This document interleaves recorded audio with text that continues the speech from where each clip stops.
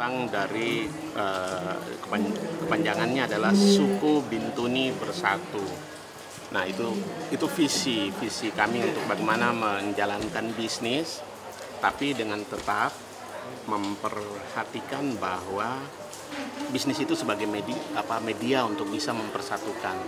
Kenapa itu menjadi penting? Karena hari ini dengan ada bisnis kemudian setiap dari kami itu berdiri untuk saling tercerai-berai. Jadi visi kami di Subito itu sendiri, sekali lagi visinya adalah ingin untuk bisa jadi united begitu. Nah, sejak 2015 itu Subito mulai dijalankan sebagai satu bisnis inkubasi yang di mana itu disupport penuh oleh program sosial tangguh. Disupport full oleh program sosial tangguh yang kami harus berterima kasih juga kepada SKK Migas yang sudah menyediakan ruang untuk memberi ruang sosial untuk community development, tapi dalam prinsip menang-menang, prinsip mutual benefit terhadap industri. Artinya apa?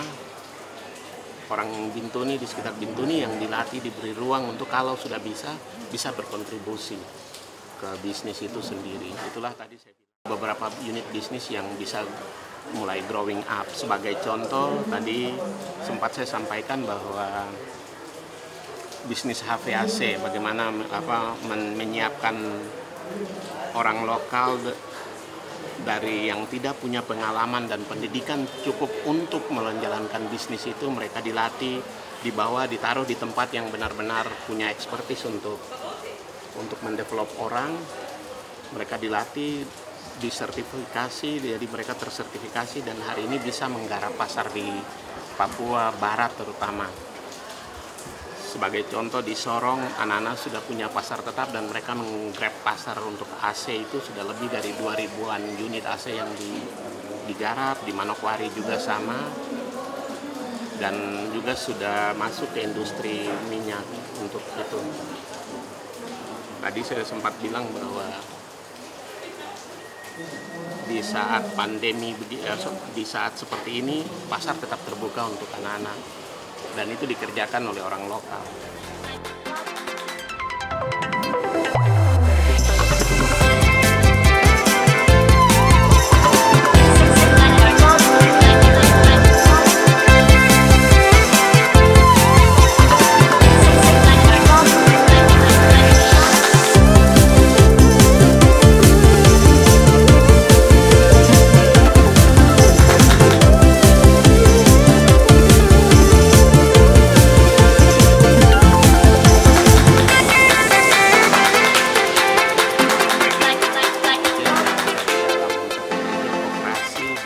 Sampai dengan itu semua itu dikelola oleh kami, Papua.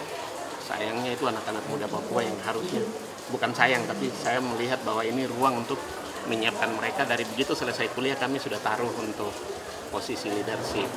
Dan kalau saya presentasikan hari ini hampir 85% itu sudah kami orang lokal. Yang tadi saya cerita tentang produksi baju, bagaimana mulai memilih kain, menjahit, mendesain sampai dengan memproduksi itu sudah kami yang kerjakan sendiri.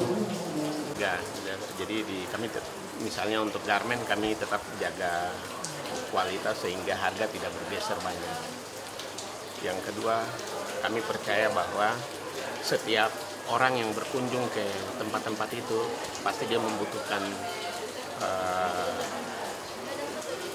handicraft atau apapun lah yang berafiliasi dengan lokal. Jadi pasar lesu tetap lesu, tapi kemudian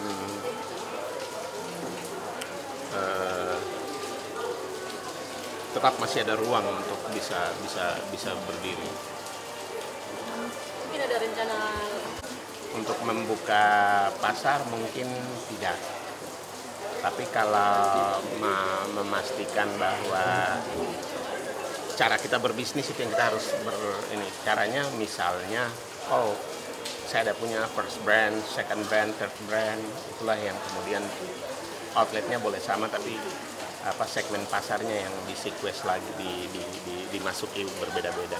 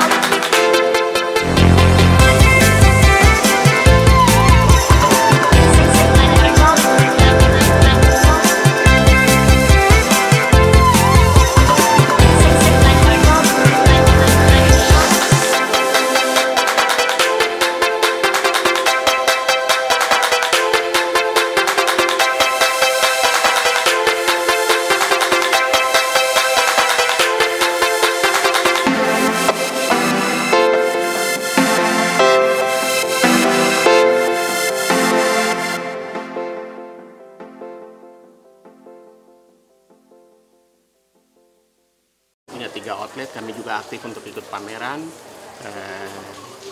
Kemudian kami melalui belanja online, dan kami punya market, sepertinya sudah punya market yang tetap untuk